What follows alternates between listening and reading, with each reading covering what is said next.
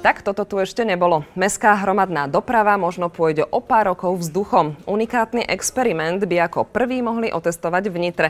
Prezradíme vám, na akom princípe to celé bude fungovať. Dopravný unikát sa nazýva Skyway. Ide o akýsi vlak či vagón, ktorý sa pohybuje zavesený na koľajniciach vo vzduchu. Sú poháňané jednak elektrickou energiou, sú poháňané solárnou energiou a samozrejme, že môžu sa prepnúť aj na spaľovací režim. Firma chce získať certifikát na výrobu do konca roka. Ako prvý by unikátnu technológiu mohli otestovať v Nitre.